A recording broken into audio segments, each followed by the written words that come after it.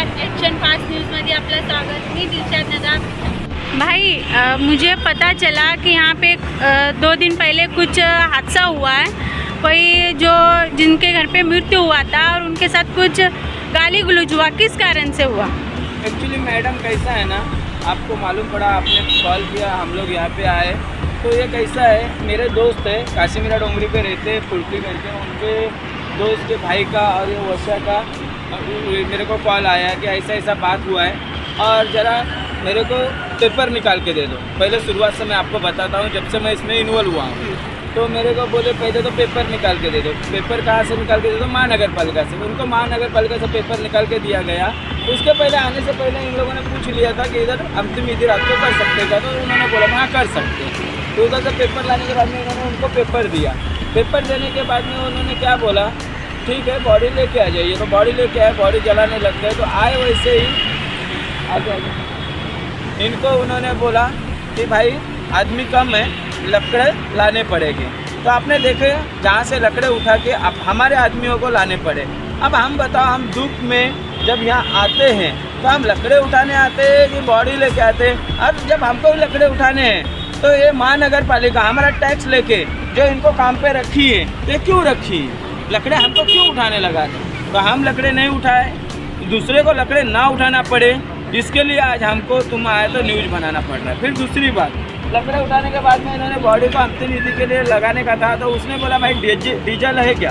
तो इन लोगों ने बोला नहीं लाए हैं। तो बोले ठीक है तो 500 रुपया दो। वो वीडियो भी है जो उन्होंने बोला है।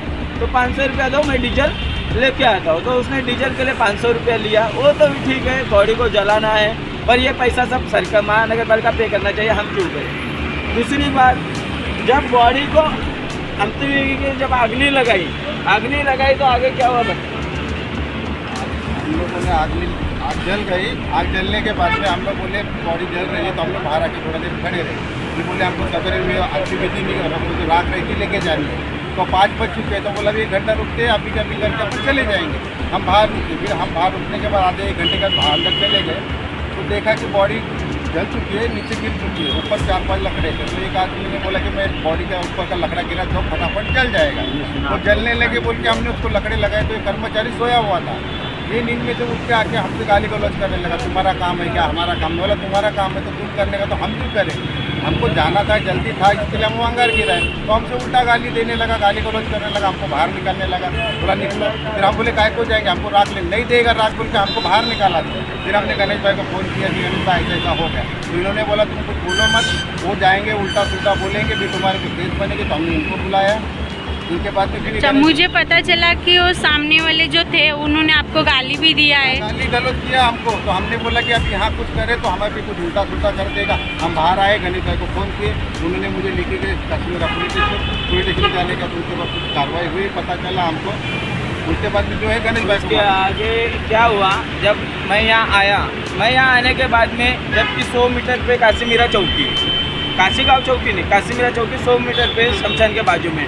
तो मैंने उनको बोला काशीमीरा चौकी आओ। जब हम काशीमीरा चौकी गए तो पुलिस वालों ने बोला, वहाँ पे एक मैडम थी, उन्होंने बोला कि काशीगांव चौकी में आता है। बोला मैडम 100 मीटर की दूरी है, आपके चौकी में आना चाहिए। तभी भी आप बोल रहे हो काशीगांव चौकी में आता, तो मेरे को आपके साहब से बात करनी।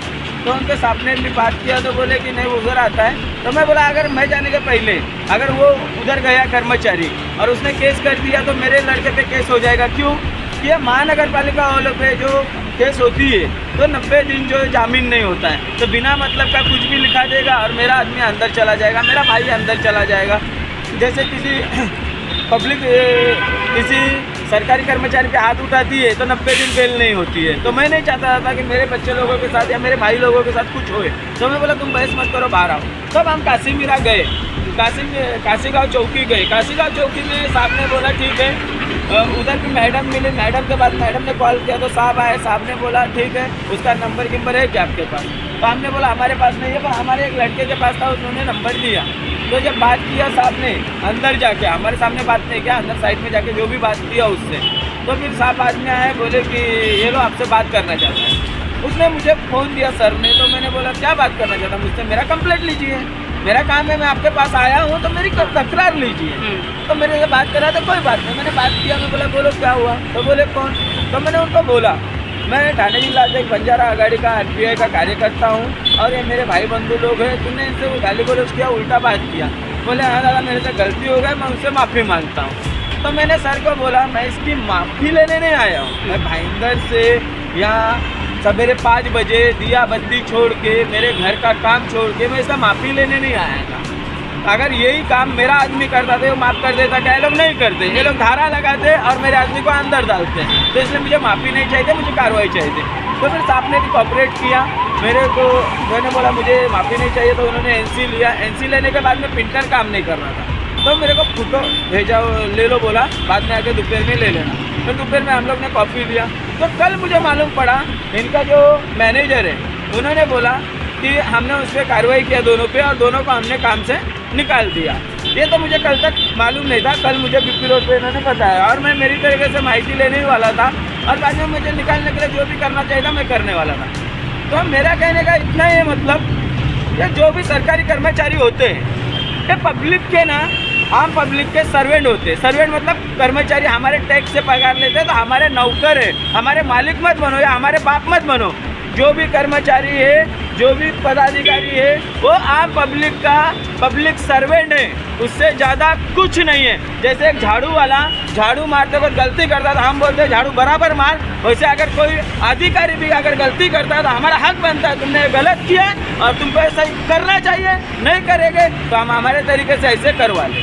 ठीक है, मुझे पता चला जब आप यहाँ मचमच होने के बाद में काशी मीरा पुलिस चौकी में जब आपने केस नोंदनी करने के लिए गए तो आपका केस इधर नहीं लिया, आपको यहाँ से वहाँ आ गए थे, ऐसा क्यों?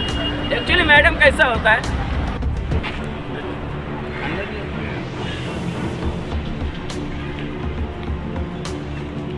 ये गोडाउन है जहाँ पर जो मृत्यु लोगों को लेके आते हैं और यहाँ से लकड़ा निकाल के वहाँ उन लोग को जो है वो सजा के रखना उनको चाहिए। तो यहाँ से लकड़ा ये लोग लगाते नहीं है, जो मृत्यु लेके आते हैं उनको ही यहाँ से लेके जाके सजाना है।